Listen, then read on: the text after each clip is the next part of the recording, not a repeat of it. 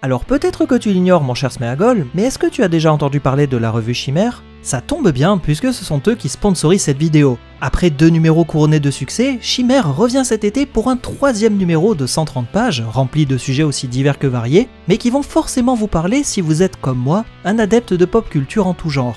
Disponible en kiosque ou en librairie, c'est l'occasion rêvée de s'évader à travers nos univers préférés. Afin de faire les choses en grand, rien de tel qu'un dossier consacré à Superman, le mythe renaît, pour marquer son grand retour au cinéma. Près de 30 pages qui proposent un entretien avec le réalisateur du film James Gunn, ou encore des analyses de Lex Luthor en tant que meilleur ennemi de l'homme d'acier, ou bien la présentation des comics avec leurs sous-thèmes qui gravitent autour de Superman. Moi qui ne suis pas très familier avec cet univers, eh bien je dois vous avouer que, après avoir lu la revue, j'y ai appris plein de petits détails croustillants. Mais outre le retour de ce super-héros, l'été 2025 est également marqué par un nouvel opus de la saga Jurassic World qui souhaite initier une renaissance pour la licence dinosaurienne. La revue Chimère consacre un article complet sur ce nouveau film pour bien cerner ses enjeux et en tant que grand fan de la saga Jurassic, j'ai pris un réel plaisir à feuilleter les pages qui lui sont consacrées. C'est assurément mon coup de cœur de la revue, d'autant que c'est rédigé par Nicolas Allard qui est un expert en pop culture et rien que pour ça, ça mérite le coup d'œil. Outre ces 2 grosses sagas, le numéro de Chimère met en avant de nombreuses recommandations pour cet été, avec près de 60 livres, BD et jeux pour découvrir de nouveaux univers, tout pour ensoleiller notre été, alors pas trop de soleil non plus, hein, on va quand même rester à l'ombre. Mais je vous rassure, les fans de fantasy ne sont pas oubliés, puisqu'on aura de quoi faire avec de nombreux articles sur nos univers préférés, dont un qui est rédigé par le confrère Nota Bene, rien que ça. Bref, ne manquez pas le numéro 3 de Chimère, qui, je le rappelle, est disponible dans les kiosques et en librairie dès le 3 juillet. Encore merci à eux pour leur confiance. Bon alors Gollum, c'est bon, t'as trouvé les pièces pour payer la revue? Mon précieux est perdu.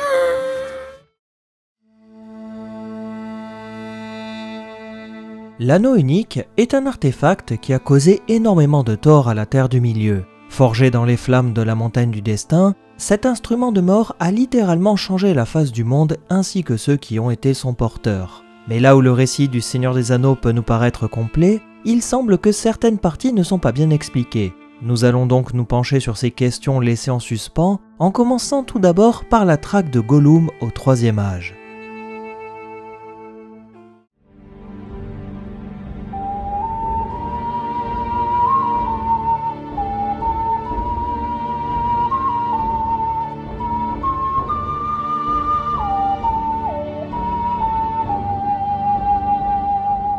Qu'est-ce que c'est, un saké, mon précieux? Je suis un hobbit de la comté. Avant de réellement entrer dans le vif du sujet, je pense qu'il est intéressant de revenir sur les débuts de la vie de Gollum bien avant qu'il ne soit en possession de l'anneau. Né autour de l'année 2440 du 3e âge, celui qu'on appelait Sméagol à cette époque était en réalité un hobbit du groupe des Forteaux vivant près du fleuve de l'Anduin non loin des champs d'Iris. Il s'agit d'un clan de hobbits très proche de ceux qui vivent dans la comté. Dans sa jeunesse, Sméagol est décrit comme un hobbit éduqué, gentil et qui adore les jeux de devinettes. Lors de son 23e anniversaire en l'an 2463, Sméagol est en train de pêcher avec son ami Déagol au bord du fleuve. Le matin même, Déagol lui avait offert un petit cadeau d'usage, comme c'était la coutume chez les hobbits, d'après la lettre numéro 214 rédigée par J.R.R. Tolkien. C'est alors qu'un grand poisson mord soudainement l'hameçon de Déagol, le tirant hors de la petite barque pour l'entraîner sous l'eau. Avant de remonter à la surface, il découvre un étrange objet qui brille au fond de l'eau, un anneau. Il ignorait qu'il venait de mettre la main sur l'anneau unique forgé par Sauron, le seigneur des ténèbres, et perdu par le roi Isildur des milliers d'années auparavant. En voyant cet anneau, Déagol tombe immédiatement sous son charme, tout comme son compère Sméagol qui lui réclame l'anneau comme nouveau cadeau d'anniversaire, estimant qu'on lui avait offert un premier cadeau insuffisant. Déagol refuse et lorsqu'il a le dos tourné, il est étranglé par son ami qui lui vole son trésor tout en cachant son corps. C'est ainsi que Sméagol passe l'anneau à son doigt sans comprendre qu'il était invisible. De retour à son village, il découvre que personne ne peut le voir et il commence à agir sournoisement. D'abord, il va écouter des conversations ou bien chercher à voler des choses, puis il se laisse petit à petit gagner par la noirceur de l'anneau en se parlant à lui-même puisqu'il était invisible à leurs yeux. C'est à partir de ce moment qu'il commencera à faire des bruits étranges avec sa bouche et qu'il sera surnommé Gollum par ses pairs. mais partout où il allait, on le détestait pour ses petits coups bas, à tel point que sa grand-mère décide de le bannir de son trou de hobbit une fois qu'il était réapparu après avoir enlevé l'anneau. Sméagol est donc chassé de sa communauté, obligé de vivre seul en remontant le long du fleuve. Petit à petit, il entame sa lente transformation en Gollum, attrapant du poisson et le mangeant cru, tout en se cachant du soleil car ses rayons lui faisaient affreusement mal. C'est ainsi qu'il décide de vivre dans les monts brumeux au nord, en s'aventurant dans des grottes humides et obscures pendant près de 500 ans. Là-bas, il y fera la rencontre de Bilbon Sacquet qui va changer son destin. Lassé d'attendre son heure, l'anneau aurait décidé de changer de propriétaire, abandonnant Gollum pour un nouveau porteur dans l'espoir de revenir auprès de son maître. Une fois le jeu des énigmes terminé et la fuite de Bilbon avec l'anneau confirmée, le récit est flou concernant la suite des aventures de Gollum. De fait, le film La Traque de Gollum, prévu pour une sortie au cinéma en décembre 2027, doit logiquement nous apporter des réponses entre le moment où nous quittons Gollum dans le Hobbit et l'instant où nous le retrouvons en train de suivre la communauté dans les mines de la Moria. À l'appui des livres, je me suis dit qu'il serait intéressant de vous présenter l'histoire de la traque de Gollum en amont de la sortie du film et voir ensemble ce que cette aventure pourrait nous raconter. Qui a été impliqué dans cette chasse? Comment Gollum s'est-il retrouvé dans les mines de la Moria alors qu'on le pensait retenu prisonnier au Mordor? Et qu'a-t-il fait pendant toutes ces années? Vous vous en doutez, je vais devoir révéler des éléments importants sur l'intrigue de ce futur film. Je préfère donc vous avertir que la suite de l'histoire contiendra des spoils sur ce que le film devrait logiquement nous raconter, et je vous laisse poursuivre la vidéo selon votre bon vouloir. Rapidement abordée dans le film La Communauté de l'Anneau de Peter Jackson, l'histoire de la traque de Gollum s'étend sur plusieurs années. Il est difficile de savoir si le futur film va aborder tout ce qu'il se passe pour lui entre le moment où il perd l'anneau et l'instant où il croise la communauté dans les mines de la Moria. Il faut juste savoir que lorsque Gandalf revient auprès de Frodon après la fête d'anniversaire de Bilbon, il s'est en réalité passé 17 ans. Le film nous donne l'impression que tout s'est déroulé sur quelques jours, mais en fait, il n'en est absolument rien.